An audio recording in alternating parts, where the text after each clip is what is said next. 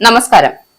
വിഴിഞ്ഞം അന്താരാഷ്ട്ര തുറമുഖത്ത് വിദേശ നിക്ഷേപം സ്വീകരിക്കുന്നതിന്റെ ഭാഗമായി ഓഹരികൾ കൈമാറാൻ അദാനി ഗ്രൂപ്പിന് സംസ്ഥാന സർക്കാരിന്റെ അനുമതി നിർബന്ധമാണ് എന്ന് മുഖ്യമന്ത്രി വി.ഡി. സതീശൻ വ്യക്തമാക്കുകയാണ്.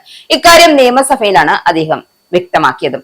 സർക്കാരിന്റെ മുൻകൂർ അനുമതിയില്ലാത്ത കമ്പനിക്ക് സ്വന്തം നിലയ്ക്ക് ഓഹരികൾ വിൽക്കാൻ കഴിയില്ല എന്നും അത്തരം നീക്കങ്ങൾക്ക് യാതൊരുവിധ നിയമസാധ്യതയും ഉണ്ടാകില്ല എന്നാണ് അദ്ദേഹം വ്യക്തമാക്കിയത്. ചോദ്യോത്തര വേളയിലാണ് ഇക്കാര്യം പറഞ്ഞത്.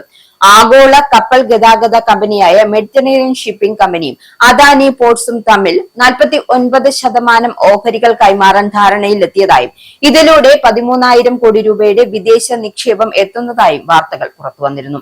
ഈ വിദേശ നിക്ഷേപ നീക്കത്തെക്കുറിച്ച് സർക്കാരിന് ഇതുവരെയും ഔദ്യോഗികമായ വിവരമൊന്നും ലഭിച്ചിട്ടില്ല എന്നാണ് മുഖ്യമന്ത്രി വ്യക്തമാക്കിയത്. അദാനി ഗ്രൂപ്പും ഷിപ്പിംഗ് കോർപ്പറേഷനുമായി പ്രാഥമിക ചർച്ചകൾ നടന്നിട്ടുണ്ടാകാമെന്നും അതിന്റെ അടിസ്ഥാനത്തിലായിരിക്കാം വാർത്തകൾ പ്രചരിക്കുന്നതെന്നും അദ്ദേഹം പറഞ്ഞു.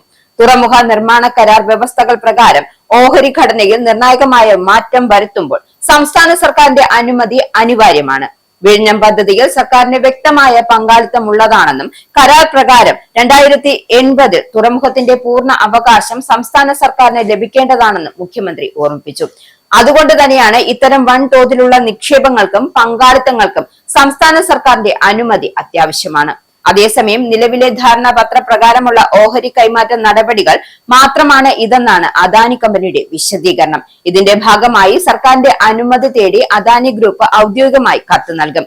ഇന്നോ നാളെയോ തന്നെ സർക്കാരിന് അപേക്ഷ സമർപ്പിക്കാനാണ് കമ്പനിയുടെ തീരുമാനം. കമ്പനി ഔദ്യോഗികമായി അനുമതി തേടി അപേക്ഷ സമർപ്പിക്കുന്ന മുറയ്ക്ക് മാത്രമായിരിക്കും ഇതിൽ സർക്കാർ തുടർ നടപടികൾ സ്വീകരിക്കുക. വിഴിഞ്ഞം പോർട്ട് സിറ്റി പദ്ധതിയും ബഡ്ജറ്റിൽ പ്രഖ്യാപിച്ച വിഷൻ സമുദ്രയും കേരളത്തിന്റെ 2ാം തലമുറ വികസന സ്വപ്നങ്ങൾക്ക് വലിയ കരുത്തു പകരുമെന്നാണ് മുഖ്യമന്ത്രി പറഞ്ഞു വെക്കുന്നത്. വിഴിഞ്ഞത്തിന്റെ വികസനത്തിനൊപ്പം തന്നെ മലബാറിന്റെ അഴീക്കൽ, ബേപ്പൂർ തുറമുഖങ്ങളുടെ നവീകരണത്തിനും വികസന പ്രവർത്തനങ്ങൾക്കും സർക്കാർ പ്രഥമ പരിഗണന നൽകുമെന്നും മുഖ്യമന്ത്രി കൂട്ടിച്ചേർത്തു.